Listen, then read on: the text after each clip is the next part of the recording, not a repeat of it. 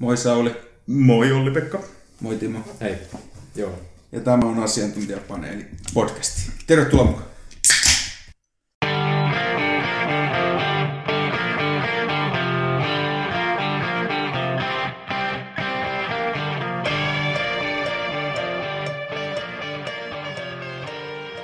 Yes, ja siitä mennään. Ja tämän päivän aiheena on tosiaan Six Nations, eli Irlannin, Englannin, Walesin ja Skotlannin, Ranskan sekä Italian välillä pelattava jokakeväinen rugby-turnaus. Turnaus on siis pisimpää yhtäjaksoisesti pelattu rugby-turnaus, ja rugbyn MM-kisojen jälkeen se on toisiksi seuratuin rugby-turnaus tällä pallolla. Turnausta on pelattu yhtäjaksoisesti vuodesta 1947 lähtien. Mitä herrat, onko teillä muistelemia muistoja? Mikä teidän ensimmäiset Six Nations-peli olette nähnyt, tai sitten mikä olisi semmoinen joku muisto tai joku peli, mikä tulee mieleen tästä suoralta käyttöön? Mun ensimmäinen peli, Six Nations-peli oli, en muista vuotta, mutta Englannin ja Walesin välillä 2011 varmaan. Ja muistaakseni Wales voitti sen pelin. En aivan 100% sen voi tästä mennä. Se oli, kun on ruvennut seuraamaan niin oikeasti rugbya vasta siinä 2010 vaikka. Ja muistikuvat näin pitkältä ajalta, niin nehän on vähän hataria. No. Silloin mä oon ruvennut fanittamaan Walesia. Mun mielestä ne, vaikka ne saattaa jotkut sanoa vähän, että ne pelaa tylsää pelityyliä, mutta mun mielestä ne pelasi, ne taisteli tosi kovasti siinä. Mä jotenkin tykkäsin sitä niiden sisusta isoa pahaa Englantia vastaan. No, itellä ei nyt justiin historiasta nyt heti tule mitään, mutta taisi olla justiin viime vuonna Walesia vastaan, niin Englannin peli, jossa Englanti viime hetkellä sattui voittamaan sen pelin, niin se on semmoinen niin kuin lähihistoriassa, minkä muistaa. Ja sitten kauempaa historiasta, niin silloin joskus 2007, kun fanitti Irlantia. Irlanti meinasi voittaa Grand Slamin, mutta jäi yhden voiton päähän, ja Ranska tiputti ne silloin, niin se on jäänyt katkerana mieleen. Onko Timolla mitään? Ei kyllä mitään muistikuvaa. Mikä olisi ollut ensimmäinen Six Nations, mitä olisi oikein siellä seuraavalla seurannut? Jotenkin muistaisin, että 2008 Wales voitti. Grand Slam silloin. Joku semmoinen hatara mielikuva on siitä, että jotain sellaista matsia olisin katsonut. Siihenpä se jääkin semmoiset varhaiset mielikuvat. Oletteko käynyt paikan päällä katsomassa? En ole Six Nations ikinä. Mä kävin itse hetkinen, valettelin. En ole Six Nationsia mäkään käynyt, mutta käytiin tuossa justiinsa vähän aikaa sitten katsomassa Wales-Australia. Täytyy kyllä sanoa, että melkoinen tunnelma tuolla Brittien saarilla näissä isoissa rugby-peleissä. Silloin kyllä Millennium Stadionilla 64 000 ihmistä niin, ja ilotulitteita. Ja sehän on kyllä niin kuin kuuluisa. Vai miksi sitä nykyään sanotaan Principality Stadioniksi? Nyt on pakko kysyä, että kummatko oli mielenkiintoisempia? Ilotulitteet vai se matsi? Ilotulitteet ehdottomasti. Sehän päättyi 96. Pelkkiä penalteja. Ei ollut oikein hirveän lähellä edes, että olisi tullut raina, mutta Kävikö kyselemässä lipun hintaa takaisin? 20 puntaa. 20 puntaa takaisin siitä. En käynyt kysymässä takaisin. Se oli niinku tunnelman takia. Tietenkin varmasti tollainenhan voisi käydä se olisi tyyliseksi pidemmän päälle, jos niitä kävisi katsomassa viikosta toiseen, mutta sehän oli niinku tunnelman takiakin vaan. Niin siellähän Suomi-poika oli aivan haltioissa alusta loppuun asti. Mä kerron tuosta vähän historiasta vielä turnauksen. Eli turnaus on pelattu ensi kertaa vuonna 1883. Eli historia on takana. Sitä en ole pelattu vaan yksittäisiä maaotteluita. Ja silloinkin lähinnä vaan näiden home nations maiden välillä, eli Englanti, Skotlanti, Wales ja Irlanti. Mutta tosiaan 1883 pelattiin ensimmäisen kerran, ja sitä pelattiin sitten tosiaan näiden edellä mainitun 4 maan välillä aina vuoteen 1939.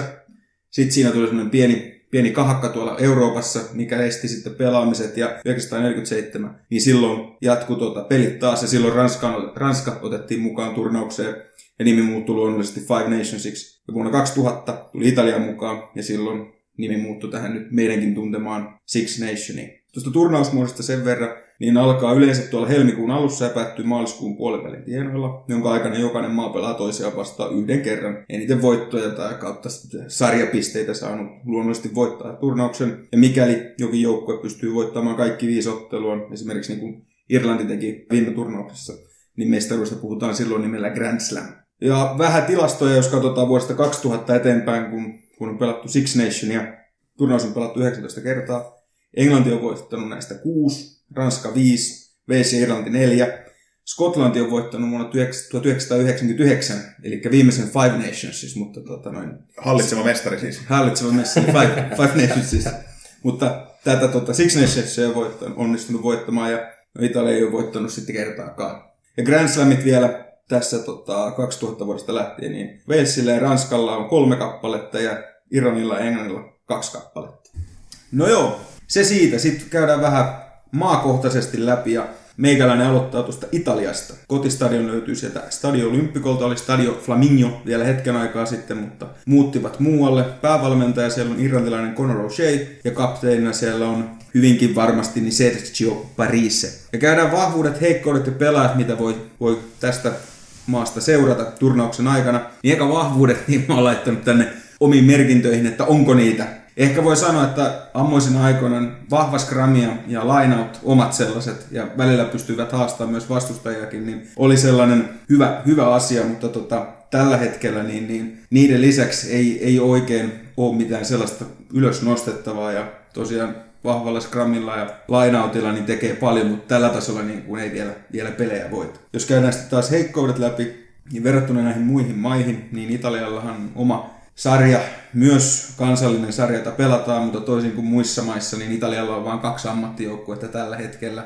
Benetto ja Treviso, ja sieltä ihan ymmärrettävästi näistä 2 joukkueesta käytännössä Italian koko pelaajarunko koostuu. Ja tämän takia niin materiaali on melko kapea, ja sellaisen isojen pelaajien, ehkä Sergio Pariseita lukuun ottaminen, niin isojen pelaajien puuttuminen, niin sekin vaikuttaa myös Italiaan. Jos vielä nostetaan tästä nämä 3 pelaajaa tai muutama pelaaja, jota mä sanoin, että kannattaa seurata, jos tänä vuonna siksi, jos katsotte, niin yksi niistä on Sergio Parise, vanha sotaratsu, ei ehkä ihan niin hyvä enää kuin mitä oli sanotaan 2-3 vuotta sitten, mutta pystyy niin kuin kantamaan Italiaa peleissä niin hyvinkin pitkälle. Toinen, mitä kannattaa katsoa, on semmoinen kuin Jake Polerdi pelaa, siinä kun Sergio Parise pelaa 8, niin Jake pelaa yleensä flankkerinä 6 tai 7.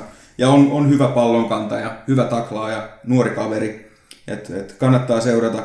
Tästä Sergio Parisesta vielä sen verran, että mikäli hän ei pelaa, niin semmoinen kaveri kuin Giovanni Licciata tulee todennäköisesti pelaamaan hänen tilallaan, se on nuori 8, mutta on vähän nuoria kokematon, mutta todennäköisesti se Sergiosta tuleva manttelin peliin. Ja ettei menisi vaan sitten ihan forwardipainotteiseksi selittämiseksi, niin Michele Campagnaro on noista backeista semmoinen, mitä kannattaa seurata, että muistaakseni pelasiko Waspseissa. Nykyään pelaa siellä, ja Italialla pelaa vain 4 pelaajaa ulkomaan tai noissa isoissa sarjoissa Ranskassa ja Englannissa. Ja Jake Polardi on yksi, minkä mainitsi, Michele Campagnaro on yksi, ja sitten tämä Sergio Parise on yksi, ja sitten tämä huukkeri, onko se Leonardo Giraldini, hän on sitten tämä 4. Mutta siinä on tosiaan nämä Italian nimimiehet, että melko kapeaa on. Mutta siinä lyhykäisyydessä onko herroilla heittää sieltä alapurentaa Italiasta? Tuosta forwardin pelaamisesta, siitä vahvuudesta, mä en nyt osaa sanoa, mutta sehän on vähän niin kuin sanottu, että se on aina ollut Italian se vahvuus.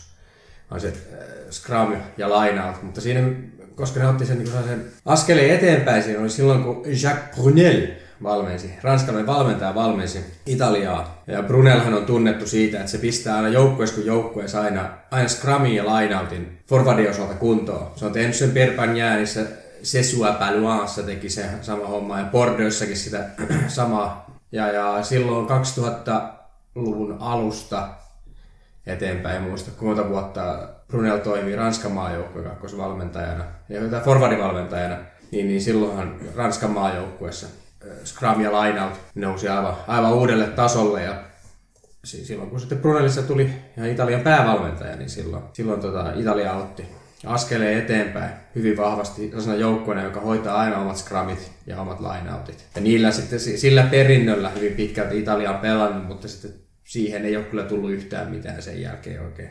Joo, tuossa se justiin, se varmaan Brunellilla on se vanha ranskalainen mentaliteetti, että no scrum, no win meininki, että ne perusasiat pitää olla kunnossa. Mitä mä vähän meinasin tuossa siitä kirjoittaa, että siellähän on nuorehkoja pelaajia, ja me ollaan 300 vissiin puhuttu Italian noususta nyt viimeiset 7 vuotta, ja me ollaan lopetettu ne vissiin 8 kertaa tässä siinä aikana jo, että hirveän iso tämä menestys ei ollut, mutta mitä tuosta vähän noista väkeistä, jos katsoo, niin täällä on Tommaso Allan, ja sitten siellä on Luca Morissi, ja sitten tämä Campagnaro, niin siinä varmaan on se tulevaisuuden 10, 12, 13, mitä ne rupeaa käyttämään sitten. Joo, se Thomas Allen, sehän on puoliksi, hän on skotti. Se on ihan hyvä fly halfi. ei siinä mitään. Totta kai sitten silloin vielä Carlo Canna toinen vaihtoehto fly halfiksi. Nyt niillä oli 3, viimeisessä niiden joukkueessa on ollut myös Ian McKinley. Joo, se on se silmälasikaveri. Joo, silmälasikaveri. Kyllä. Et siinä on kyllä niinku kilpailua kyllä siihen niinku sen fly halfiksi, että se on yksi semmoinen ongelmakohta niillä, että onko sitten noista 3 fly halfista niistä joku tippuu pois tai sitten joku menee sentteriksi. Mä en oikein muista, on Campagnaro lisäksi ketään muuta sellaista sentteriä Italialla, josta nyt voisi oikeasti edes niinku mainita. Luca Morisi ehkä. No Luca Morisi on, mutta ei se, kuinka vanha sekin jo on? No, se on vähän niin kuin Campagnaro, joka on viettänyt aika paljon fysioterapiassa aikaa. Niin, no, se vitsi on vähän nyt jo naurettu. Nyt pitäisi oikeasti olla vähän niin kuin lunastamaan. No, ja tuo Wasp-sirto voi olla ihan hyväkin jopa Campagnaro. Muistelin kattelin Morisia ja Campagnaro kummakin taitaa olla 27 vai 28. Niin. No, mulla on täällä faktaa, niin Campagnaro on 25 ja Morisi on 27. Että 93 ja 91 syntyneet. Ei mitään kevään vasoja enää, mutta ei Michele Campagnaro nyt vanhaksikaan voi enää vielä sanoa. Morisi nyt alkaa olla siinä, jos tuossa vaiheessa pitäisi pelata uran parhaita kausia eikä tosissaan kuntouttaa polvivammoja. Tuntuuko sinusta vähän pahalta sanoa sitä vanhaksi? Niin, se on mua vuoden nuorempi. No, ei siitä sen enempää. Niin. Mutta ei ne, kyllä mä sanon, että kansainvälisellä kentillä, niin Champions Cupissa, Challenge Cupissa ja tällaisissa ja sitten Six Nations ja maaottelut, niin kyllä siinä olisi pitänyt tulla vähän kovempaa niin kuin, tulosta jo aikaiseksi. Mutta Campagnaro, sillähän on ollut kyllä paljon loukkaantumisia. On ollut paljon loukkaantumisia, joo. Ja kyllä siis mitä mä oon katsonut kyllä hyvin vähän Italian pelejä, mutta kyllä usein Campagnaro, kun se on ollut oikeasti kunnossa ja saanut muutaman pelin alle, ettei ole vasta ollut palaamassa loukkaantumista, niin on ollut Italian parhaita pelaajia. Seurajoukkueessa nyt en ole hirveästi kattonut, mutta sielläkin, eikö se pelannut Exeterissä pelas? Joo. Aikaisemmin, niin sielläkin se istui aika paljon penkillä. Varmaan just tietenkin osittain johtuen siitä, että se oli, jos ei se ollut loukkaantunut, niin se oli palaamassa loukkaantumisesta, niin eihän siellä välttämättä heti avaukseen pääse. Ja onko kuitenkin Henkka Slade siellä se, joka loppupeleissä taistelee siitä samasta pelipaikasta. Et siinä pitää sitten aina vähän ruveta muuttelemaan, jos ne kummatkin on niin tulikuumia. Niin... Kyllä. Mutta eli me nyt ollaan, tai tuosta meni Campagnarosta puhumisesta, mutta Italiasta ylipäätänsä, niin tämä on varmaan, niin kuin vähän tuossa sivusin, tämä on varmaan semmoinen kasvuvuosi heille vielä, että Conor O'Shea, tai kasvuvuosi, jota on ollut 3 peräkkäin jo. Ne on niin kauan kasvuvuosia, kun ne sitten alkaa menestymään nuorten tasolla, että sieltähän se kumpuaa niin kuin kaikilla muillakin, että melkein. Sulla pitää olla junioriputki siinä kunnossa, että sä pystyt kamppailemaan ensiksi U20-tasolla muita huippumaita vastaan, joista sitten niistä sun U20 pikkuhiljaa kasvaa sulle aikuisten maajoukkueisiin pelaajia. Eikö ne U20 MM-kisoissa nyt voittanut Etelä-Afrikan? Nyt ne voitti Etelä-Afrikan, mutta oliko se vaan yksittäinen tulos? Kyllä mä muistan, tästäkin puhuttiin, että nyt Italian nousu alkaa. Mutta katsotaan sitten, kun ne on voittanut muutaman kerran Etelä-Afrikan ja vaikka kerran Uuden-Seelannin tai esimerkiksi Englannin U20-tasolla, niin silloin voidaan alkaa puhumaan, että nyt alkaa Italialla tulemaan kovia nuoria. Ei olla Italiassa sen enempää. Italia tulee menestyä niin kuin menestyy. Tehdään tuossa loppuun vielä semmoinen nopea veikkaus, miten Six Nations-taulukko näyttää ensi keväänä. Mutta ennen kuin mennään siihen, niin ottaako siitä seuraavaksi sitten Timo? Mennäänkö me Ranskaan nyt? Mennään Ranskaan. Laita joku biisissä, pystytkö heittämään joku? Desmar Seiles lähtee soimaan täältä. Joo, Ranska pelaa Stade de Franceella. Päävalmentaja on Jacques Brunel, jota tuossa nyt jo äsken vähän mainittiinkin. Kapteeni on Guillaume Girado ja kakkoskapteenina on jostain syystä on Mathieu Pasterod. Vahvuudet. Se on kyllä... siinä on kyllä... Mitkä? Niin. Vähän sama kuin Italialla. Niin no... Siis me voidaan jossitella.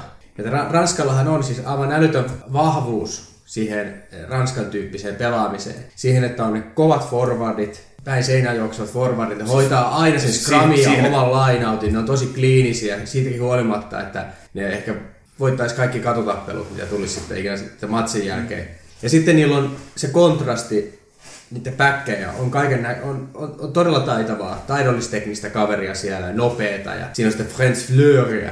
Mutta kun sitä ei oikein käytetä, että Jacques Brunel ja sitä edeltänyt Guy Neves ja Peter Saint-André, Bernard Laporte, Marc Livremont, kuinka pitkälle niitä valmentajia mennään, niin ne on todella konservatiivisia valintoja ollut päävalmentajiksi. Niin tavallaan näitä vahvuuksia ei tulla sitten koskaan oikein lunastamaan. Ja totta kai yksi ongelma niiden vahvuuksien lunastamisessa on se, että Ranskan pääsarja täällä aukeaa pullo.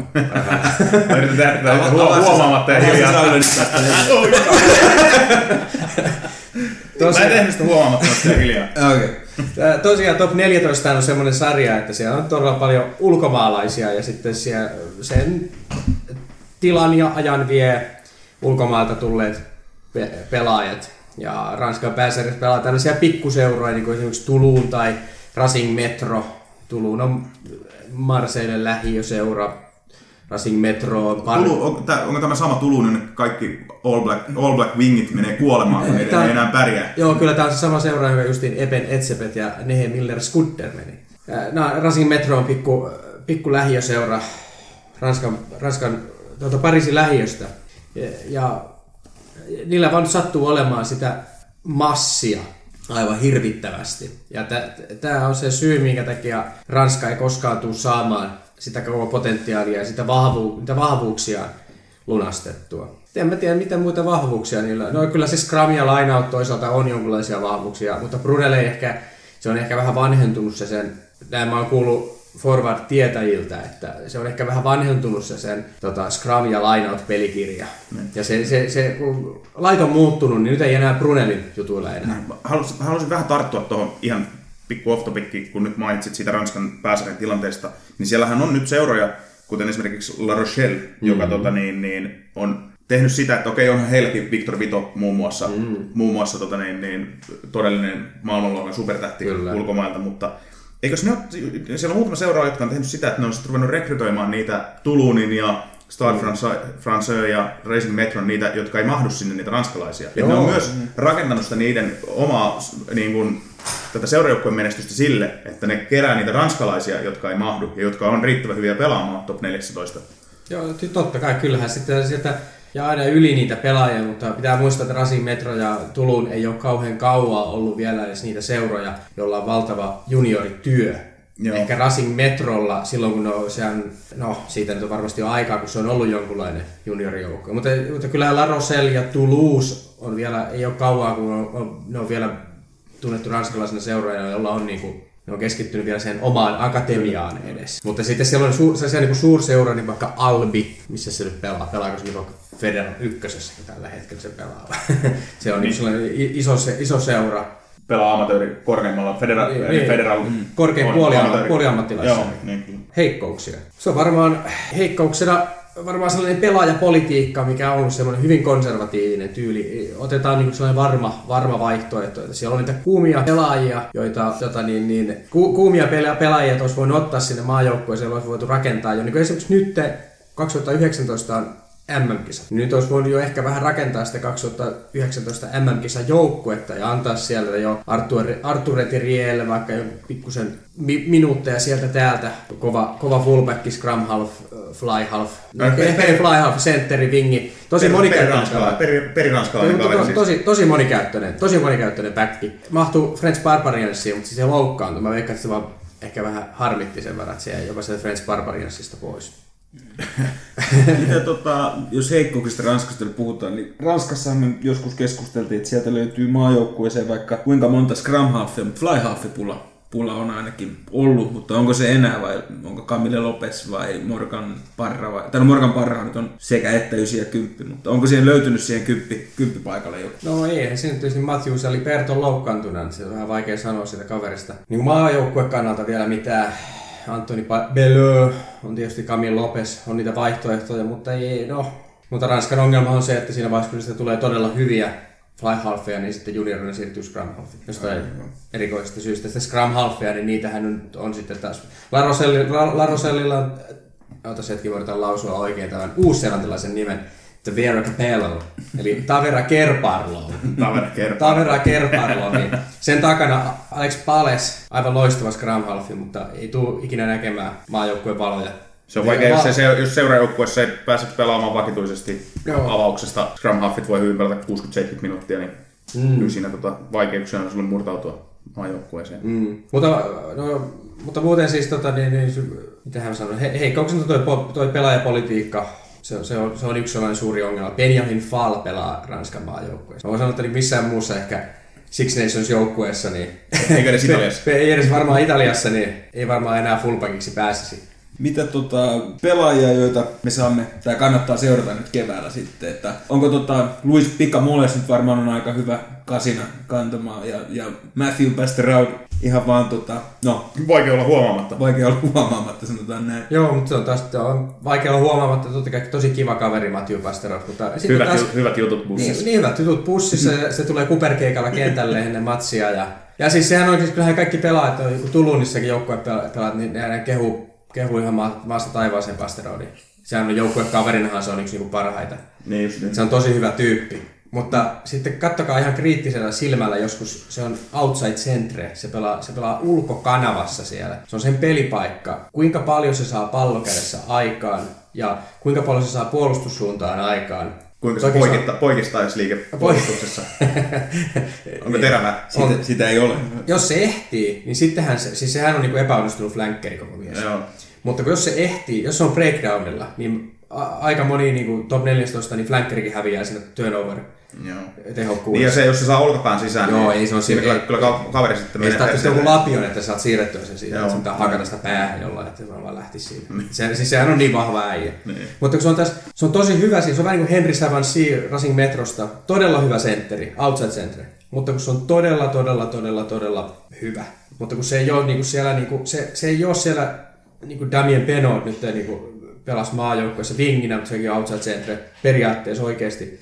Justiin se, että kun tulee se ne kaikista kovimmat pelit, niin kuinka kova se Penaud on silloin, tai Remi Lameraa, tai Wesley Fofana, tai Kyle Fiku tällä hetkellä. Ne on todella kovia senttereiltä, kun se tulee se kova paikka. Lukuunottamatta Kyle Fiku on ehkä vitsimatsia, ei nyt mennä sinne. mutta siis siellä kävi? Se meni aivan päin helvetti. Mitä se lopputulos? Olikohan se 19-7, 21-7, en mä muista. No ei ihan murskulu. Ben Volavola oli siellä kentällä. Ei ole murskulukemat, mutta kyllä tappio Fitzille varmasti kirpasee kaikkia Ranskan pelaajia ja kaikkia ranskalaisia, jotka rappia seuraa. Kyllä, ja sitten niin seurattavista pelaajista, niin ehdottomasti veikkaan kyllä, että Six Nationsissakin on mukana. Ihmeitä täytyy tapahtua, niin Dempa Pampa. Tai sitten se nimi oli Pampa Dempa. Pampa Dempa, se U20. Joo, U20. Se oli proppi vai? Se on proppi, se on taiteet proppi. Pelaa Pro D2 Prive-joukkueessa. Ja sehän on, jos joku on joskus miettinyt, että mitä Muumilaakson tarinoista Mörkö, se haamu tekee nykyään. niin, se pelaa Privestä. Reinkarnaatio. Siinä on niinku semmoinen kaveri, että... Onko se tehnyt Pro D2 oman leikkikenttänsä? Silloin välillä kivaa kentällä. Mennään seuraavaan, että ei ole liikaa yhdessä maassa. Ranskasta varmaan, niin sen verran vielä häviö Fidjille, niin siellä on nyt, voiko sanoa, että tuleeko Ranska mustana hevosena tähän turnaukseen, että niillä on niin vähän nyt halua ja tahtoa näyttää, vai onko se taas, että onko Chabrunel saanut viinit ja patongit aamulla ja onko siellä, kiinnostaako ja niin poispäin. Että... No siis sehän on intensiteetti joukkue hyvin pitkälti, että sitten kun se intensiteetti on kohdalla, niin sillä voi jopa melkein voittaa Irlannin. Joo, aivan. Itse asiassa kun katson tästä, mulla on tulostetut paperit. Pupi Valleeniuksella aikoilla. Mutta Irlanti pelaa... Rahistellaan vähän. Irlanti pelaa Irlanti ja Ranska, niin Irlannissa pelataan tuo matsi. Että se voi olla Aviva Stadiumia vaikea mennä voittamaan, mutta eihän sitä ikinä tiedä. Kyllä Irlanti, ennen kuin mennään oikeasti Irlantiin, niin Irlanti on se joukkue, joka pitää voittaa tällä hetkellä. No niin, pitääkin. Siis kaikki muut on tilastotiedettä, ne kaikki muut voitot siellä takana, ja sitten pitää voittaa se viimeinen matsi. Ranskasta vielä semmoinen loppu... Les Marseillesin soimaan. Ota hetki Les Marseille. Jos jotain pitää muuttua, jos pitää tulla parempi tulos, mitä yleensä nyt Ranska Six Nations, niin pelaajapolitiikka pitää vaihtua. Siis on paljon niin pelipaikka, kun fullback on sellainen pelipaikka, mihinkä siinä on valtavasti hyviä miehiä, hyviä tehokkaita miehiä, niin kuin Retier, mikä just mainittiin, Nantukuan Bordeauxsta. Siis loistava vaihtoehto olisi maajoukkueessa. On pelannutkin maajoukkueessa, mutta sitten Benjamin Fall ja Maxime Medard kuitenkin vetää sen pidemmän korren. En kyllä tiedä, ei varmaan tiedä kyllä kauhean moni muukaan, että minkä takia. Alright, sitten mennään eteenpäin. Sauli. Mennäänkö eka Irlantiin? Mennään Irlantiin eka. Irlanti pelaa Dublinissa Aviva Stadionilla kotipelinsä. Ei voi sanoa hallitseva maailmanmestari, mutta voittivat hallitsevan maailmanmestarin, eli Uuden-Seelannin, kuten jos tuossa vähän sivusin, niin tällä hetkellä ovat the team to beat. Joe Smith on päävalmentaja, joo. Ja kapteenina todennäköisesti Peter O'Mahony. Vai onko Johnny Sexton? Se on Johnny Sexton on kapteeni. Peter O'Mahony. Mä kuuntelin amerikkalaisella selostuksella sen matsin joskus. Peter O'Mahony. Jotenkin noin se meni. Kapteenista mä en ollut yhtään nyt varma. Mä väitän, että se on Rory Best oikeesti. Ja Johnny Sexton on varakapteeni. Ja jos Rory Best on sivussa, niin en tiedä, onko Peter O'Mahony vai Johnny Sexton sitten kapteeni. Mutta Rory Best on vielä toistaiseksi kapteeni, hookeri, jota on koko sen uran ajan haukuttu huonoksi lainoat heitteeksi. Mutta erittäin hyvä pelaaja ympäri kenttää muuten. Hyvä scramittaja ja open playssä. Tärkeä palanen Irlannin joukkuetta. En ole katsonut Six Nationsin, miten se meni se otteluohjelma, missä vaiheessa ne pelaa ketäkin vastaan. Mutta uskon, että jos eivät ole ensimmäisiä Six Nations, niin sitten ovat luultavasti toisia ensi vuonna. Että niiden pelissä ei sillä lailla tällä hetkellä ole hirveän paljon heikkoja kohtia. Irlantihan pelaa aika yksinkertaista peliä myös. Voitetaan forwardikamppailu, voitetaan omat set-piecit ja pidetään semmoista pallonhallintapeliä. Eli nyt esimerkiksi kun katsoo Uutta-Seelantia vastaan, kun ne pelasi tuossa syksyllä, niin Uusi-Seelantihan on joukkue, joka rakastaa antaa pallon vastustajille, että ne potkaisee sinne takaisin ja sitten ne siitä epäorganisaatiosta, mikä siinä potkupelissä tulee, niin ne vastahyökkäykset sitten tekee pisteensä. Mutta kun Irlantihan on onnistunut vastustamaan tätä sillä, että ne ei vaan anna sitä palloa takaisin. Eli All Blacks tekee sen, että ne potkaisee pallon, niin okei, Irlanti pyörittää omaa peliensä, faceplaytä, ja sitten jos ne potkaisee, niin ne potkaisee semmoisia potkuja, mihinkä oikeasti joku pääsee alle. Eli vaikka ne ei saisi sitä pallonhallintaa itsellesi takaisin, niin se taklataan se ensimmäinen kaveri, joka sen sieltä saa sen korkean potkun, niin se taklataan heti, ja saman tien on puolustus siinä pystyssä. Mutta eikö tähän kulminoidu aika paljon, siis Johnny Sexton on oikeasti todella hyvä potkimaan erilaisia potkuja. Kyllä se... Nyt se kulminoidu... Sauli alkoi kiemurti. Sauli on studion lattialla tällä hetkellä. Kyllä se skillsetti on valtava. Johnny Sexton ei ole mun lempipelaaja, mutta ansaitsee kyllä kaikki kevut, mitä saa. Aivan loistava. Semmoinen pelin hallinta sillä kaverilla, että se on niinku, se miettii koko ajan 2-3 askelta eteenpäin, mitä tässä seuraavaksi tapahtuu. Se on niinku, tietokone raksuttaa sillä päässä ja tosissaan sen potkupeli, niin ei tällä hetkellä varmaan ei ole toista samanlaista. Kaipeleeko sinua edelleenkin se, että sillä oli koti-ikävä Pariisista, Racing Metrosta takaisin Irlantiin ennen kuin se olisi muuttanut sinne? Mua kaivelee se, että se ärsyttää aika paljon se juttu. Mua kaivelee se, että se näyttää 12-vuotiaalta tytöltä ja se näyttää siltä, että se villattaa itkuun minä tahansa hetkenä, jos Irlantia vastaan vihelletään penalti. Mutta hyvä pelaaja yhtä kaikki. Me tässä tiedetään, vahvuuksia löytyy vaikka millä mitään, mutta onko siellä oikein heikkouksia tällä hetkellä? Ei semmoisia isoja, siis kyllä, kun mä muutaman pelin myös katoin, miten ne pelastassa syksyllä, niin kyllä niin semmoisia heikkouksia, että ainakin se näyttää TV:stä siltä, että siellä niiden takakentällä löytyisi hyville potkuille tilaa. Ja kun katsoo sitä peliä, palataan nyt tähän, koska tämä oli nyt se peli tänä syksynä, se Irlanti, Uusi-Seelanti. Se ainakin TV:stä näytti siltä, että takakentällä oli kyllä tilaa tarkoille potkuille, mutta joko Uusi-Seelanti epäonnistui, tai sitten siellä ei oikeasti ollut tilaa, eli ne jotenkin manipuloi sitä, jopa puolustaessa sitä vastustajaa sillä tavalla, että ne mukamas jättää jonnekin tyhjää tilaa ja täyttää sen aina, kun sinne potkastaa. Mutta toki Uusi-Seelanti potki tosi huonosti sitä pelissä. Jos Johnny Sextonin potkut on maailman parhaita, niin Beauden Barrettin potkut ei ole maailman parhaita. Et semmoinen ehkä, että kyllä niiden selustasta varmasti löytyisi tilaa hyville potkujoukkueille, ja sitten oikein voittaa pelejä, jos sun selän taakse pystytään jatkuvasti potkimaan, sua pystytään kääntämään ja sä pelat koko ajan omalta puolelta. Jos katsoo niiden puolustusta esimerkiksi, niin ei siitä mennä sillä lailla vaan läpi, että hei, tehdään 3 feissiä forwardilla tässä näin ja sitten pistetään pallo leveelle ja katsotaan, kun Riekko Ioane juoksee läpi. Ei se vaan toimi sillä lailla. Jos katsoo niiden takakenttää, sehän ei riitä, että pelkästään, että sulla on hyvä potkiva kymppi. Niin ajatellaan, Rob Garnikin on, montako kertaa sekin on tuomittu jo eläkkeelle. Ties kuinka monta kertaa. Kaveri on erittäin hyvä chaseaamaan potkuja, erittäin hyvä ilmassa. Tärkeä palanen niin puolustettaessa kuin hyökätessä, eli on haastamassa niitä korkeita potkuja. Jacob Stockdale, tämä nuori vingi. Eli Jaakko Varastolaakso. Jaakko Varastolaakso. Nyt etten sano ihan Belfastista, mikä se joukkue siellä on. Ulsteri. Olin katsomassa paikan päällä. Sä oot ollut siellä. Tammikuussa niiden uudella hienolla kotistadionilla. Tämä kertoo ehkä vaan promillen tasosta nyt jotain.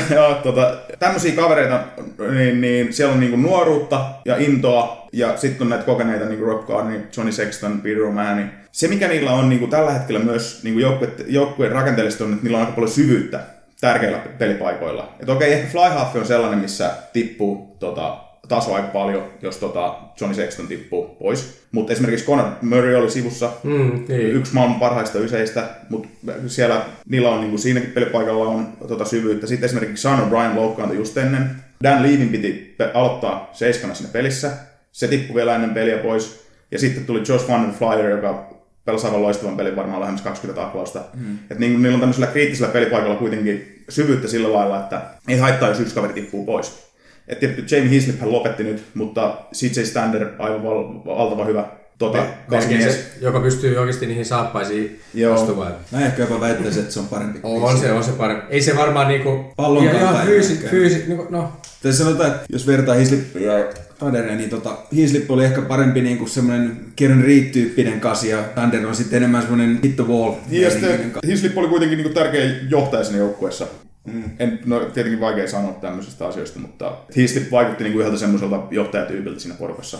Ajatellaan, että 2019 vuonna syksyllä tulee Rugby World Cup, että nyt ainakin Irlannilla näyttää palaset olevan aika kohdilla. Et jotkuhan pelkäs sitä Irlannissa, että ne on niin sanotusti löytänyt se huipun ehkä 1 vuoden liian aikaisin, mutta se nähdään sitten syksyllä vasta. Mutta kyllä mä uskon, että mitään keihää heittoa. No ei sillä lailla, mutta tavallaan että mä uskon, että ne ei varmaan hirveästi enää testaile tässä nyt eri kombinaatioita tässä Six Nations, menee tällä. Ja... Ei, kyllä niillä varmaan on pakka aika hyvin selvillä ihan sinne ensi vuoden syksyyn asti. Mutta sen verran, että nostetaan vielä ylös tuosta noita pelaajia, joita seurata.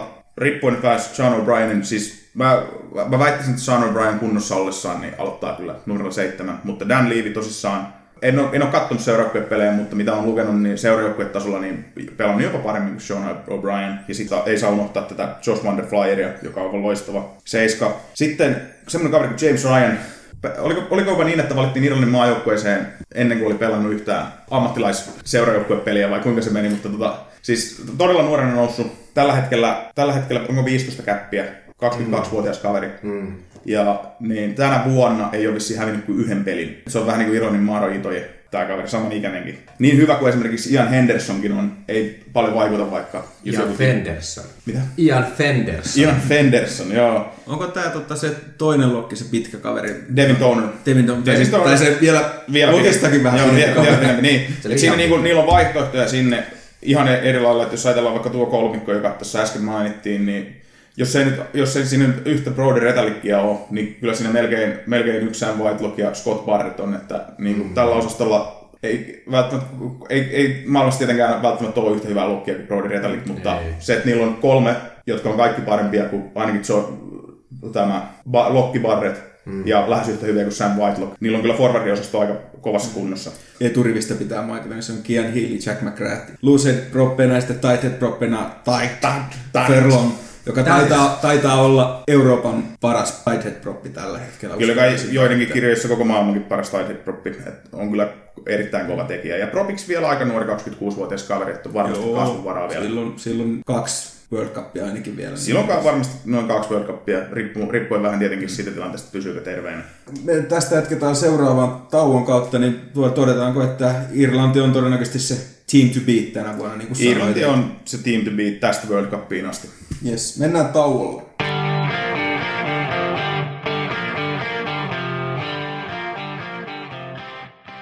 Ja takaisin. Seuraavaksi otetaan Englanti tuolta käsittelyyn, eli tämä rugbyn synnyinmaa, mahtava, hieno rugbyvaltio. Kotistadioni löytyy Twickenhamilta Lontoon kupeesta, päävalmentajana löytyy australialainen kaveri nimeltä Eddie Jones, ja kapteenin nauhaa kantaa todennäköisesti Owen Farrell tai Dylan Hartley. Jos vahvuuksia otetaan nopeita, niin otetaan tässä heti ylös kavereita, eli Owen Farrell Tiiltä, ja Englannin pelityylihän on sellaista hyvin niin kuin näillä kaikilla forwardipainotteista. Nyt niin on ollut viime aikoina jännä kombinaatio päkeissä. Ne on George Ford numerolla 10 ja Owen Farrell numerolla 12, mutta nyt todennäköisesti se on muuttumasta, sitä ei käytetä enää. Niillä on 2 pelitekevää kaveria siinä päkkilinjan alussa, joten se antaa mahdollisuuksia tuohon päkkipelaamiseen ihan eri lailla. Mutta tosiaan Owen Farrell Tiiltä aika varma niissä 3 pisteessä. Ehkä jopa väittäisin, että varmempi kuin Johnny Sexton tällä hetkellä. Open Play-potkuissa sit voidaan asiasta olla eri mieltä. Ja sitten mun mielestä ei nyt ole statistiikkaa, mutta mä väittäisin, että Johnny Sexton ei ole niin kuin, ei top 3 potkijat välttämättä niin tiiltä. Että on totta kai varma potkija, mutta Farrell on ainakin parempi, Lee Halfpenny ainakin hyvänä päivänä on parempi. Kyllä. No. Ja sitten tuosta vahvuuksista vielä toinen, niin nyt ehkä se viime aikana se on vähän hävinnyt, mutta heillä on Eddie Jonesin kanssa on ollut kyky voittaa näitä tiukkoja pelejä. Ja se on Six Nationsissa, kun monesti ne ei ole mitään hirveän pisterikkaita pelejä, niin se on tärkeä asia voittaa niitä pelejä, etenkin niitä tiukkoja pelejä. Otetaan heikkoudet samalla, niin tosiaan just puhuin tuossa, että on se George Ford, Owen Farrell, mutta nyt sitä ei ole ollut enää. Että Owen Farrell on siirtynyt enemmän siihen 10-paikalle. George Ford lähtee penkiltä. Kuka siinä sitten on siinä Ben Theo, Jonathan Joseph, sentteri kaksikkona, mikä tahansa, mutta onko siellä Henkka Slade, mitä tahansa, niin tässä on se ehkä se Englannin pieni heikkous puolustussuuntaan, että siellä on tästä selkeää rakennetta ei ole ollut viime aikoina, ja se on ehkä vähän näkynyt etenkin puolustussuuntaan, että ovat paljon antaneet juoksumetrejä vastustajille. Henkka Slade sai vähän siinä keskikentällä vastuuta nyt syksyllä, mutta tarttuko aivan täysin kaksinkäsin mahdollisuuteen? Niin. Mä oon ollut Henkka Slade-fani aika kauan, mun mielestä on älyttömän hyvä niin kuin pallopelaaja. Ei sillä lailla välttämättä, niin kuin, jos ajatellaan vaikka verrataan Manu Tuilakiin tai johonkin oikein nopeeseen kaveriin, että ei ole yhtä sellaista, niin kuin, tiedätkö, attribuuttia, missä se olisi niin kuin maailman paras. Ei juokse kenenkään yli, ei välttämättä voita vingejä juoksukilpailussa, mutta sellainen niin kuin kokonaisvaltainen pelaaminen, potkupeli, syöttöpeli, peliäly, kaikki niin kuin tällainen erittäin hyvä rugbyn pelaaja. Se ehkä kaatuu siihen monipuolisuuteensa. Niin, että se ei ole taas sitten semmoinen niitä monipuolisia pelaajia, jotka on niin hyviä. Niin, että se olisi aivan sillä huipputasolla. Niin, se on hyvä potkia, mutta et se voi pitää sitä kymppinä. Kymppihän se ei ole. Mutta kyllä se vissi nyt on seurajoukkueessa aika pitkälti pelannut numerolla 13. Se on nyt saanut niin kuin, aika pitkälti vakennuttua sen paikan. Mutta mun mielestä niin tästä, jos puhutaan vielä tästä Englannin keskikentästä, on aika levällään.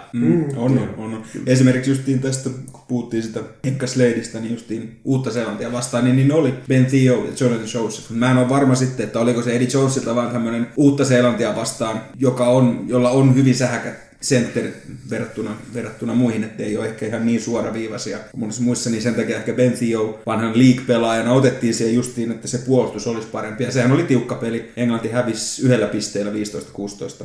Tilanteen, missä Ben Theo tuli kuinka pitkän loukkaantumisen jälkeen. Joo. Ei ollut pelannut yhtään ottelua. Joo, oli eka matsi, niin Uutta-Seelantia vastaan.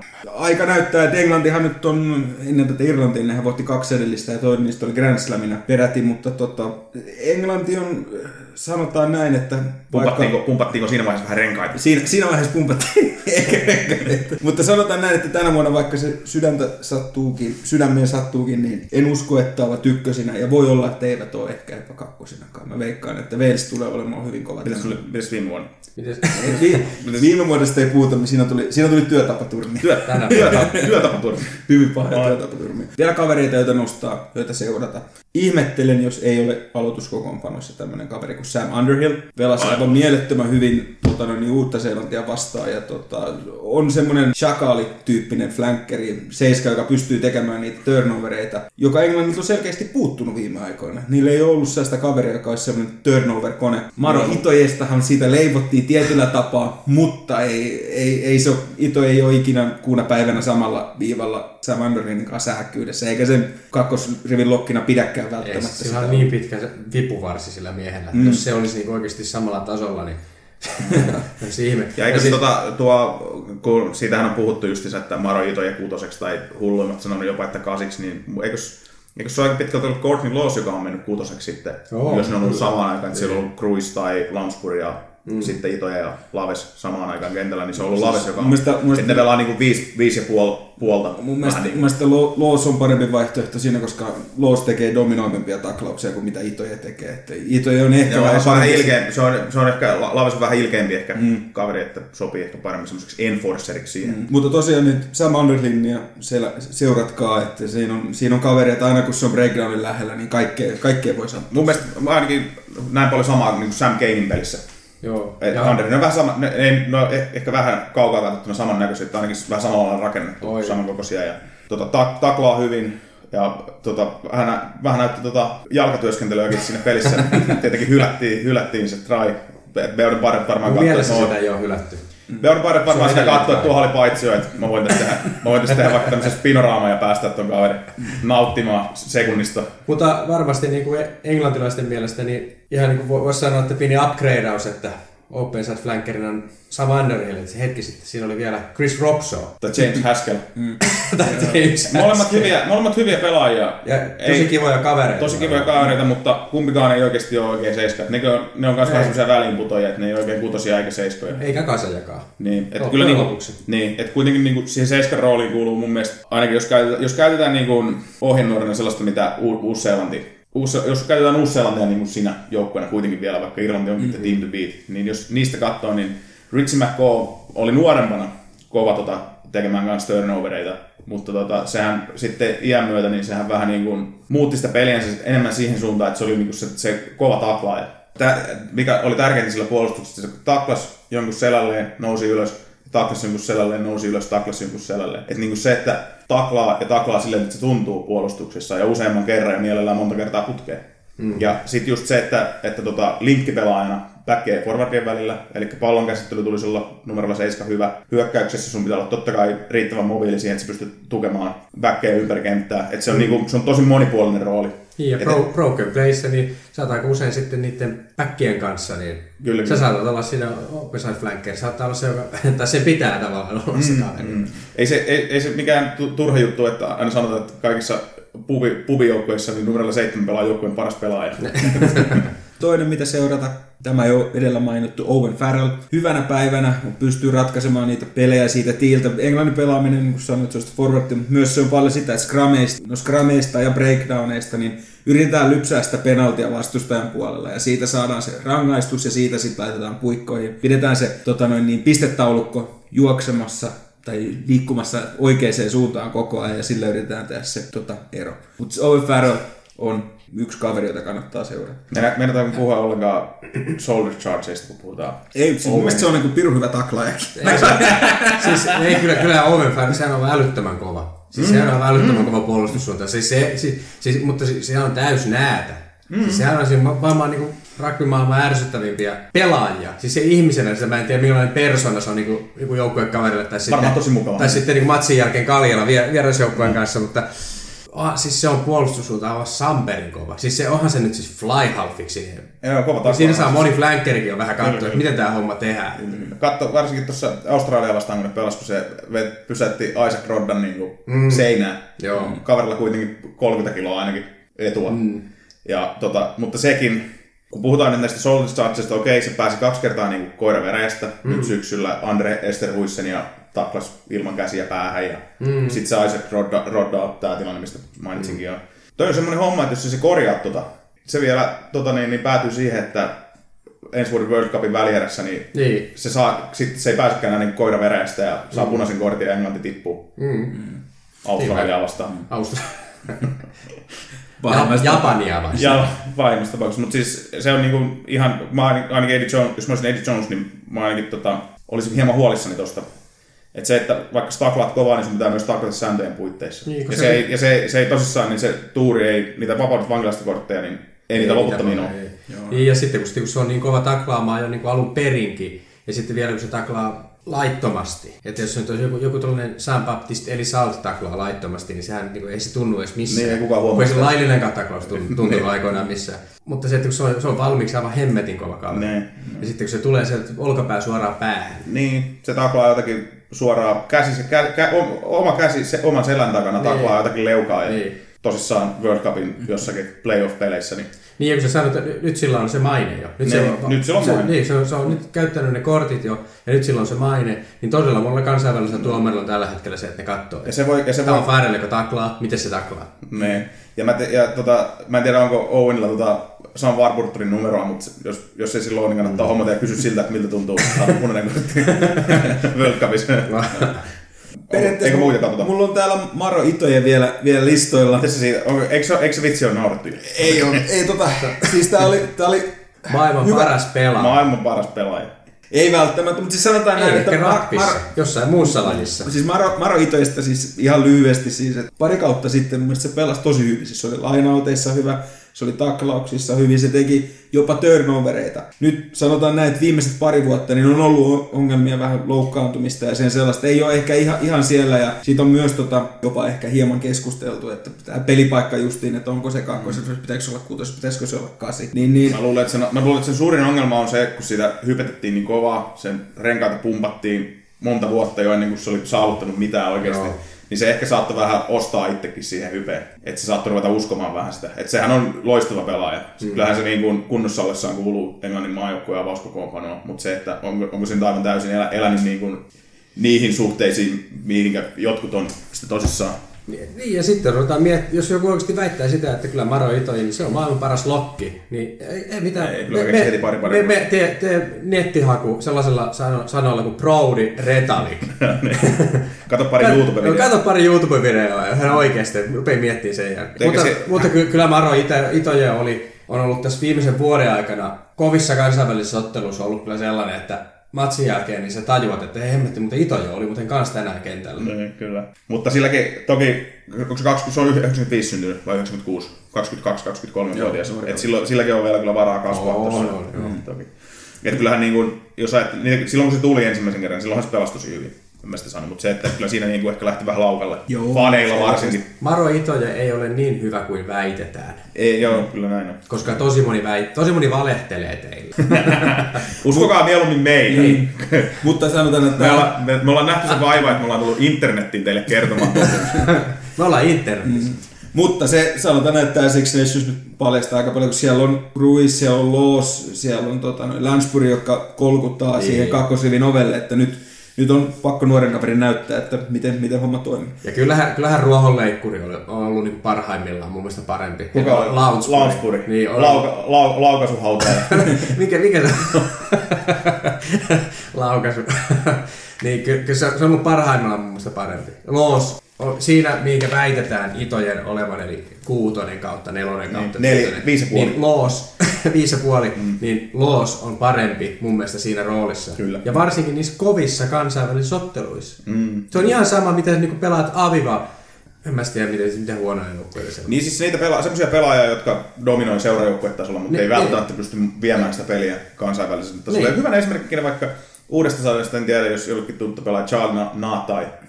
Äärettömän hyvä superrugby-pelaaja. Ja sekin oli jo korvamerkitty monien fanien mielessä niin All Blackien aloittavaksi 18, ainakin 2023 World Cupiin asti. Ja pelasiko se loppujen lopuksi yhden pelin. Mutta toki sillä tuli loukkaantumisia ja kaikkea. Mutta ei niin kuin, että jos se seuraajoukkue sulla dominoit, niin se ei tarkoita sitä, että sä oot maailman paras pelaaja. Sun pitää dominoida maailman parhaita joukkueita vastaan, että sä pystyt. Ei siitä. Englanti, katsotaan, mä veikkaan, että se on tuolla 3-4. Ehkä voi kakkoseksikin päästä, mutta en usko, että tänä vuonna valitettavasti voittaa. Mutta mennään eteenpäin, josko se Timo Skotlanti. Joo. Skotlanti pelaa Murrayfield-nimisellä stadionilla. Päävalmentajan Gregor Townsend, kapteeni John Barkley. Vahvuudet, 2 sanaa, Stuart Hogg. Ja sitten heikkouksia. Siis mun mielestä, jos ne on hyökkäyspeliä ajatellaan, niin Skotlannin vahvuudet on siinä justiin semmoisessa vähän epäselvässä tilanteessa turnoverin jälkeen, että kuinka nopeasti ne saa sen Hoggille sen pallon, tai kuinka nopeasti ne saa sen overlapin hyödynnettyä sillä lailla, että Hogg on siellä. Ja vielä parempi, jos vielä Sean Maitland on siellä, niin sitten se on aika lailla try. Mutta se on yksi semmoinen vahvuus, tai no, se on mun mielestä selkeimpiä vahvuuksia. Ja sitten yksi vahvuus Skotlandilla on se, että viime vuosina tuntuu, että niillä on pikkusen ehkä tullut leveyttä. Se ei ole ehkä aivan niin kapea. Joo, mun täytyy sanoa itse Skotlannista, että se on ollut mulle aina vähän semmoinen, mitä sanotaan, se joukkue, jota ei oikein, vähän hajuton, mauton, väritön, ei oikein herätä tunteita vastaan. Silti on kuitenkin, se on sen puolella vähän niin kuin on. Joo, se on vähän semmoinen niin kuin altavastaajatarina. Se valitaan joukkueeseen ala-asteella, tiedätkö, siinä niin kuin ihan keskellä, ei ekana eikä viimeistä. Ei, joo, se on just näin. Mutta kyllä puolustussuunnassa varmasti Skotlannilla on paljon niin tekemistä. Se on varmasti se, että kyllä Scrum ja line-outtikin toimii ihan, mutta kyllä sitten open play ja sitten breakdown puolustaminen niin on kyllä varmaan sellaisia, mikä Skotlannilla on tekemistä. Että Gregor Townsendin aikana niin kyllähän se Ehkä tilastollisesti Skotlanti on mennyt alaspäin. Vern Cotterhan nosti ihan uuteen nousuun, mutta ehkä Townsendin aikana sitten on aika tultu vähän alaspäin. Tietysti siinä on varmaan sellaista pientä sukupolvenvaihtoa sun muuta, että sillähän ei Townsend voi mitään, mutta kyllä sieltä pitäisi kuitenkin saada tehoja vähän enemmän irti. Ja varsinkin nyt, kun siinä on muun muassa kokoonpanossa on syvyyttä Duncan Taylor ja Matt Scott, Adam Hastings, niin senttereiksikin on jo aika kovia kavereita. Duncan Taylor on Saracensissä, niin nämä on kavereita, jos pitää seurata, niin Stuart Hogg ja sitten Duncan Taylor. Ja no joo, kyllä. Johnny Gray. Johnny Gray on sellainen kakkosrypin taklauskone. Niin. Ja sillä on aika paljon usein, aika paljon pelejä, joissa se taklaa yli 20 kertaa. Joo, se on yleensä se on puolustuksessa jostain ihmeen syystä aina se, joka joutuu taklaamaan sitä pallonkantajaa. Mutta se oli hauska, siis mä joskus kun näitä statseja vähän katsoo, niin sillä oli joskus tyyliin melkein neljännes Skotlannin koko joukkueen taklauksista. En tiedä, olisiko se sitten, jos ne heikkouksiin mennään, niin yksi on se, että Johnny Graylla on siinä tosi suuri työmaa. Joo. Että mitä jos sillä ei olisi niin suuri työmaa, saisiko se sitten vähän enemmän irti sitten vielä. Mä en tiedä, onko se nyt, mä en saa sanoa, että Johnny Gray pallonkantaja mikään. No ei ainakaan tunnettu siitä. Niin. Ja yksi heikkouksia on kyllä tämä Vern Cotterin perintö, eli tämä organisoitu kaos. Se peli, mikä näyttää siltä, että ei tässä ole niinku mitään järkeä, mutta se on kuitenkin, niinku, Vern Cotterillahan se pelikirjakuorma on semmoinen opus. Sitten koetat päästä siitä sitten selville, että sitten se yleensä vaan kostautuu siihen, että siitä pelistä tulee semmoinen kaos. Se näyttää kaaokselta, mutta siinä on kuitenkin, se on organisoitua. Ja se on sitten taas aivan pelaajista kiinni, että kuinka ne pystyy ottamaan vastaan sen. Että Clermont aikana pystyy ottamaan aika hyvin vastaan sen. Miten sä luulet, mitä tulee sijoittumaan? Onko se siellä keskikastiin varmaan? En mä tiedä, miten se... No ne pelasivat Argentiinaa vastaan tässä loppuvuoden maaotteluissa. Voitti Argentiina, mutta Argentiinahan pelasi todella nihkeet. Marraskuun maaottelut ja jättikö ne 15 pistettä tiiltä Argentiina vai kuinka monta pistettä jätti? Että se olisi niinku ollut se olisi ollut Argentiinan peli, jos se olisi vaan niinku Nicolas Sanchez kaatosoteessa saanut pallot sisälle. Hävisi sitten Etelä-Afrikalle ja sitten hävisi Walesille ja... Joo, mutta sehän oli joku... Se oli tuon ikkunan ulkopuolella. Joo, ja se on se Memorial, mikäs matsi? Joo, ja eikö siinä ollut molemmilla oli vähän B-joukkueet, että en mä tiedä, kannattaako sitä laskea. Se Etelä-Afrikka-peli, jonka hävisi, niin se oli aika tiukka loppupeli. Ne pelasit oli, että siinä se oli ihan muutamasta pisteestä, ne olisi sen voittanut. Mutta toi Gregor Townsend on sanonut kyllä sitä, että ne on niin hyvissä ajoin alkanut tekemään 2019 MM-kisajoukkoa. Että ehkä nämä kaikki on sitten jonkinlaista valmistautumista ja pelaajien testaamista ja tällaista niin kuin siirtymävaihetta sitten tähän 2019. Eli voisi kuvitella, että nyt sitten 2019 ne palaset on kohdallaan. Kyllähän, minkä se Skotlanti nyt voitti silloin, kun Stuart Hogg ja Craig Laidlaw oli kummankin Lionstourilla. Argentiina vastaan. Argentiinasta, niin. Oliko Englanti silloin? Englanti oli Argentiinassa silloin, olisiko se on... Niin, Etelä-Afrikkaa vastaan. Niin, että ne osoitti sillä, että kyllä ne pystyy tämmöisen kovan maan voittamaan ilman näitä Hoggia ja Laidlawta, joten joku voi laskea nyt vielä joksikin, mutta se, että... Niin, Hogg on kyllä vähän sellainen korvaamaton pelaaja niille. Niin, mutta ilman sitäkin ne pystyy tämmöisen kovan liinkin voittamaan, mutta se osoittaa, että aina se, että kun niitä huippupelaajia puuttuu ja silti se joukkue pystyy pelaamaan määrätietoisesti, se kertoo sitä, että se pelisysteemi toimii. Kyllä, ehdottomasti. Ei kai Skotlannista sen enempää kohkea. Mennäänkö Walesiin? Voidaan mennä Walesiin. Kymruun, joka pelaa kotiottelunsa Principality Stadionilla, joka sijaitsee Cardiffissa. Päävalmentajana toimii Warren Gatland ja flyhalfina toimii hänen poikansa. Tämä oli Erik Gatlandin poika pelaa tuolla Uudessa-Seelannissa. Onko se kapteenin nauhana tämä Adam Jones lopettanut? Alun Jones. Lopettaako se ikinä? Ei kai se lopeta. Hetkinen, mutta Alun Jones on näitä, jotka on ollut ikuisuuden mukana ja on aina näyttänyt 40, mutta nyt kun mennään tarkistamaan, se on 32. Joo, niin on. Joo. Se on nuorempi kuin minä. Joo, se on nuorempi. Se voisi olla niin kuin mun isä. Joo, niin tai ainakin siltä se näyttää. Hetkinen, tarkistetaan ihan huvikseen. Se on, muistaakseni se on 33 tai 34. Alun Jones. Eli kyllä sillä vielä pari vuotta on tankissa. 33 vuotta, 85 syntynyt. Vuoden nuorempi. Se on vuoden nuorempi kuin joo, kyllä. Eli pelaa vielä. Pitääkö munkin pelata nyt vielä? No sunkin pitää pelata nyt sitten vielä. Walesista sen verran, että tämä vuosi oli iso harppaus eteenpäin. Tulosten perusteella 12 pelattua 2 tappiota, joista toinen tuli Englannille ja toinen Irlannille Six Nationsissa. Ne voitti kotona Etelä-Afrikan, Australian ensimmäisen kerran 10 vuoteen ja Etelä-Afrikan vielä toisen kerran. Tulosten perusteella pelkästään jos katsotaan, niin äärimmäinen harppaus eteenpäin. viimeisien vuosien taaperruksesta. Esimerkiksi viime vuonna tuli 5-6 tappiota. Pelityylistä Warren Bolliksi jotkut sanovat. Mun mielestä ehkä Walesin pelityyli, ne yrittää aika paljon samaa kuin Irlanti, mutta ne ei ole ihan yhtä hyviä. Pelaajamateriaali ei ole vaan ihan yhtä hyvä. Jos ne pystyy tällä lailla jatkamaan, että ne tossakin ne kairas tänä vuonna muutaman aika tiukan voiton, esimerkiksi Etelä-Afrikasta kotona 2011 Etelä-Afrikka, joka on myös nousussa, kuten Ranska ja Italiakin.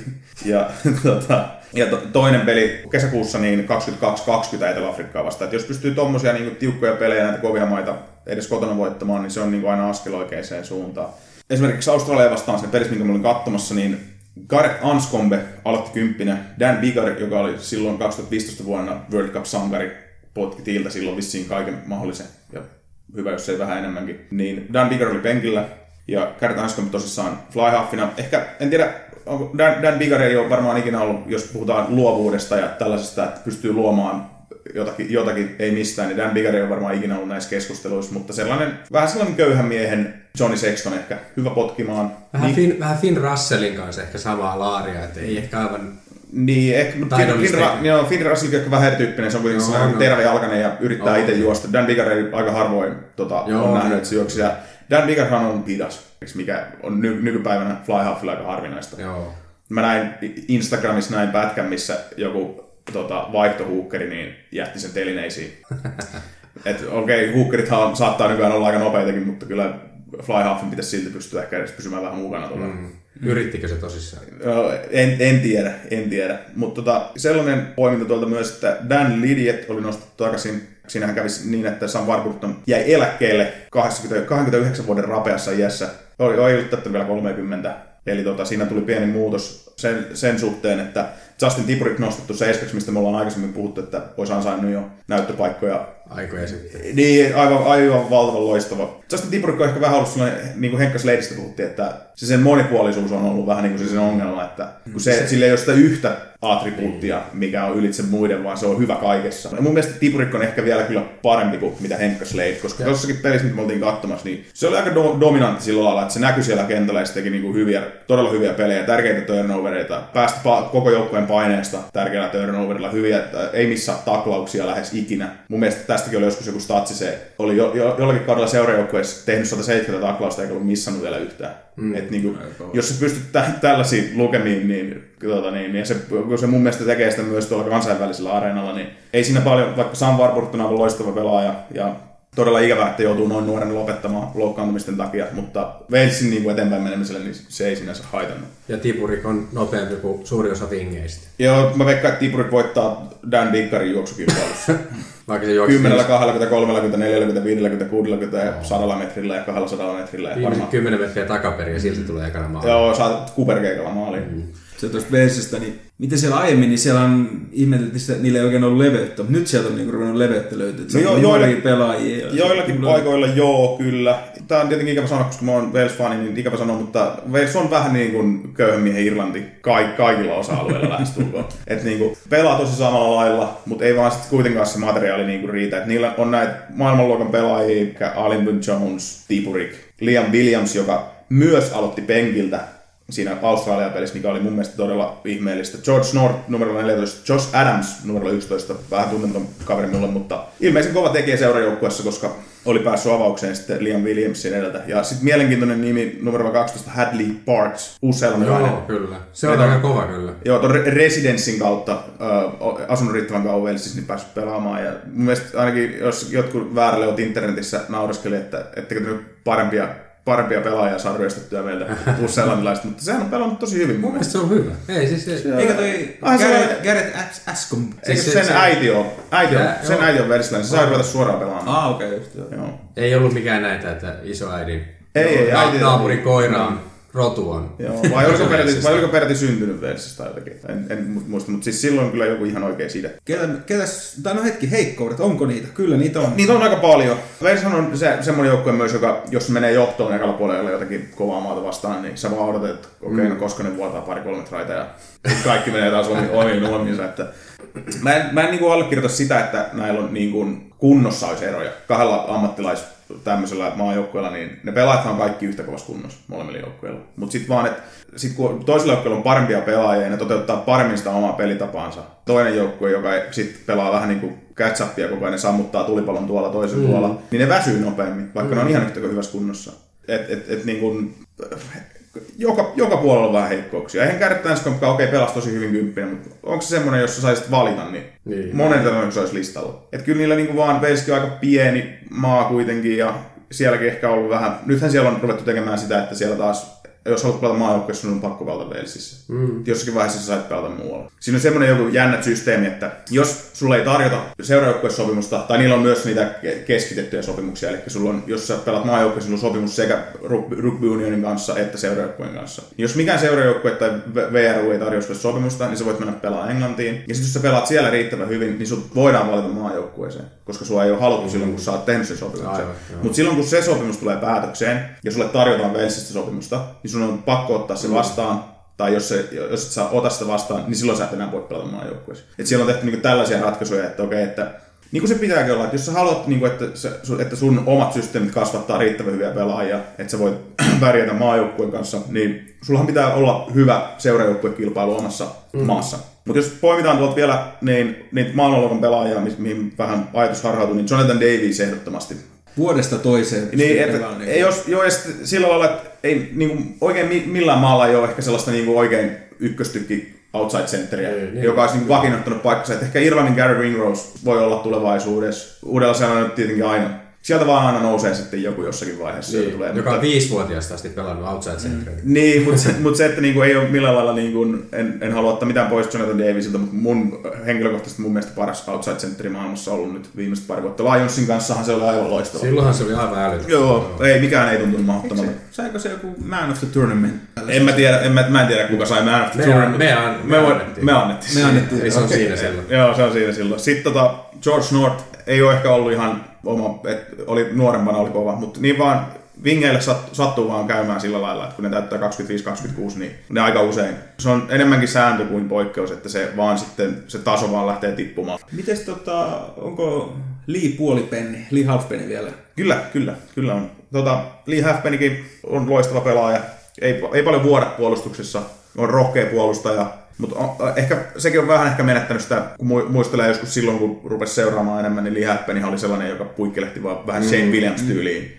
Rikkoi ainakin ekan taklauksen, mutta ei oikein nykypäivänä enää aika harvoin rikkoo. Se on varmaan yksi niitä pelaajia, jotka alkaa vähän niin kuin tippumaan nykyrugbysta pois. Joo. Koska se on todella hyvä tiiltä. Kyllä. Se on puolustussuuntaan tosi hyvä. Missä 13 pelissä, mitä mä olin katsomassa tiiltä.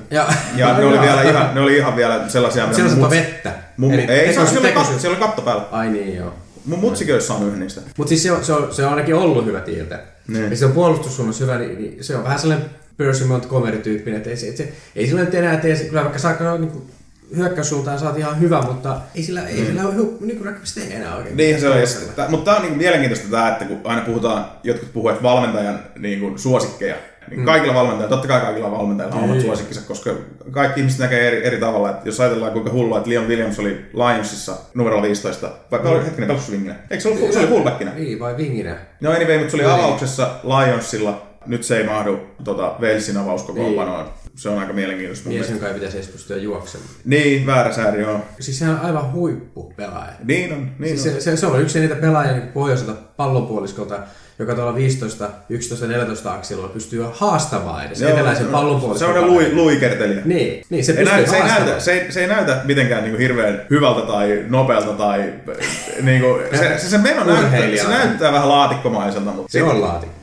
Se on laatikko, joo, mutta se on erittäin hyvä kyllä rugby-pelaaja myös.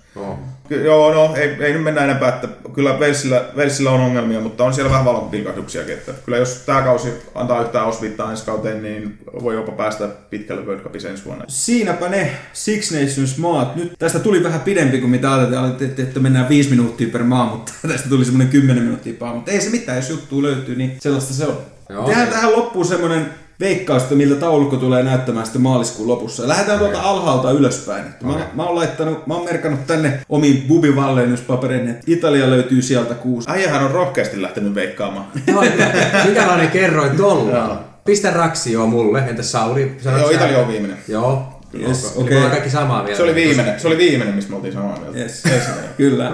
Sitten sen jälkeen mulla on numero paikalla 5. Tässä on vähän nyt, puhuttiin tuosta Ranskasta, että se on se musta hevonen, ei tiedä, mutta mä jotenkin uskon, että tuosta Fidjin häviöstä huolimatta, tai se ehkä justiin siitä, niin mä uskon, että ne ei saa ihan palasia nyt tähän kohdalle, ja mä uskon, että Ranska löytyy sieltä 5 puolesta. Ne löytyy sieltä 5, jos pelaajapolitiikka pysyy tämmöisenä. Jos pelaajapolitiikka muuttuu, Jacques Brunel alkaa miettimään vähän niin tulevaisuuttakin ja alkaa miettimään niitä tällä hetkellä kuumia pelaajia, niin silloin ne pääsee eroon siitä yhdestä heikkoudesta, siitä niin kuin virhealttiudesta, koska niillä on todella hitaita, todella kömpelöitä pelaajia, jotka ei ole enää tätä päivää. Ne on todella varmoja ratkaisuja monessa asiassa, mutta ne ei pysy enää siinä nykyajan tempossa mukana vahaamahina. Ja tällainen maestri, tällaisia kavereita. Se meni jo, toi oli kivaa joskus. Nyt se ei ole enää kivaa. Ja jos se muuttuu, niin sitten Ranska saattaa olla korkeammalla, mutta mitä veikkaat? Mä en usko, että se muuttuu miksi. Siellä on Vahamahina, Maestri ja Fall ja sun muut, että Ranska on 5 mun mielestä.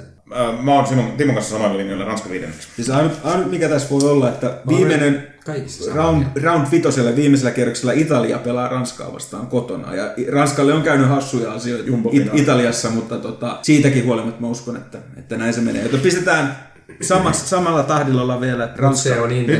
Se on intensiteettiottelu. Ranska tulee kyllä hoitamaan tollaisen, jos se niin viimeiseen jää, niin kyllähän siihenhän ne tulee, että hän ei viimeiseksi jää. Niin, joo. Siinähän patongithan kastuu heti. Pari pulloa punaviiniä peliä edeltävänä perjantaina. Sitten mennään eteenpäin 4. sijalle. Tästä niin mulla oli mietintää, mutta mä väitän, että Skotlanti justiin sen harmauden ja värittömyyden takia löytyy sieltä 4. Englanti. Oi vitsi, no joo. Pitää vaihtaa tähän väkeen, että tehdään rappista mitään. Millä perusteella? Hei, niinku viimeisten tulosten perusteella me annettiin Englannille parempi mahdollisuus. Vai miten se meni? Mut sanotaan näin, että... Sä et tunne muita. Että Englanti pelaa... Mulla on sun ainoat vaihtoehdot. Hetkinen, Englanti pelaa Skotlantia vastaan kotona. Se on viimeinen ottelu. Joo, siinä se kajahtaa. Siinä on se, missä oikein niinku... Siinäkin se. Joo. Mä sanoin, että tuolta Englanti tulee Twickenhamilta voittamaan. Mutta katsotaan, kuinka se käy. Okei. Sitten sen jälkeen mulla oli Englanti 3, mutta mikäs teillä on sitten 3? Wales. Oho. Hetkinen, puhuttiinko me numerosta 4? Miksi 3? Englanti, joo. Skotlanti.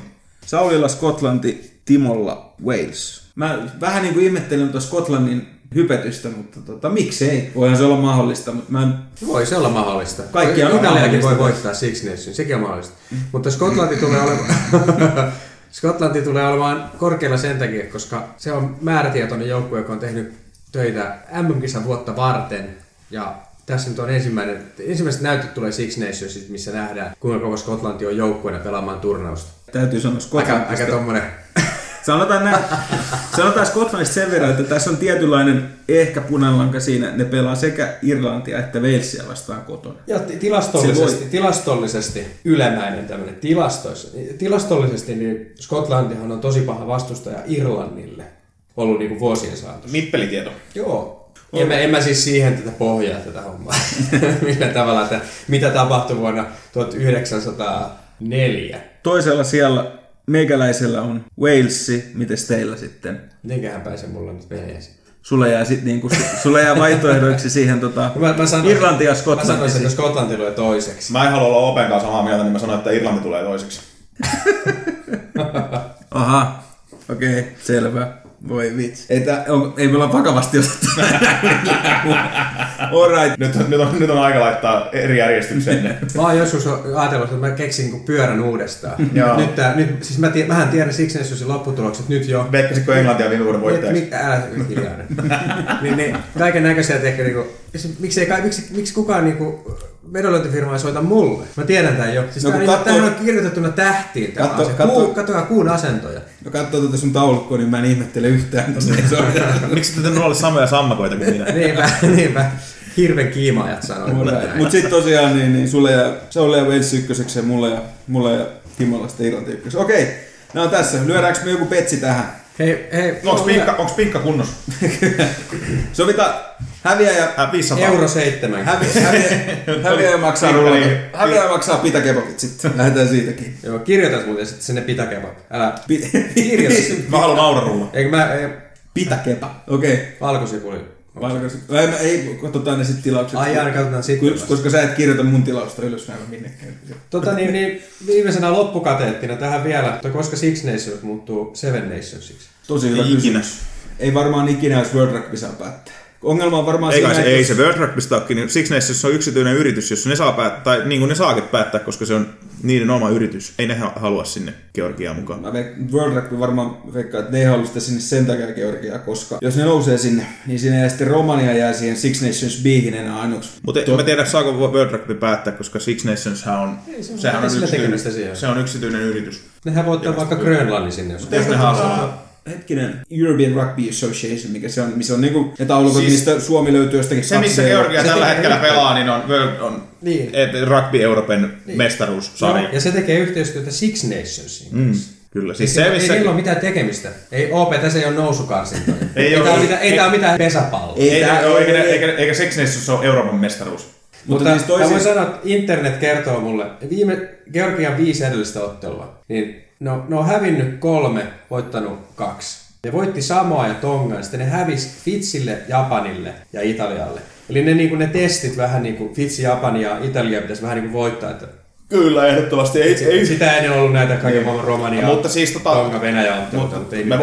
Me voidaan noita viime kauden tuloksia katsoa, koska Italiahan oli about samassa tilanteessa silloin, kun ne on otettu mukaan. Mähän en ole silloin rugbya seurannut ja näin poispäin, mutta mitä mä oon niin lukenut internetistä siitä, niin Italiahan on otettu niin nimenomaan mukaan kehityskohtana. Että siellä on kasvupotentiaalia ja näin poispäin. Mutta kun mitään ei ole tapahtunut, ne vieläkin häviää välillä 60 pisteellä pelejä.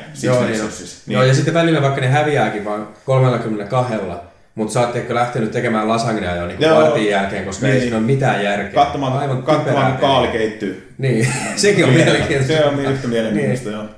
Kyllä mun mielestä ne pitäisi niinku sauma saada. Mä uskon nyt niinku muutenkin, nyt kun puhutaan niinku pelaajien hyvinvoinnista, koska pelejä, varsinkin täällä pohjoisella pallonpuoliskolla, niin pelejähän on aika paljon. No nythän niitä ollaan ruvettu rajoittamaan. Irlantihan rajoittaa tosi paljon omien maajoukkojen pelaajia. Sexton pelasi tyyliin joku 22 peliä ehkä kuluneen vuoden aikana maksimissa, varmaan vähemmänkin. Pelaajat itsekin tekee itsellensä näitä sapatteja.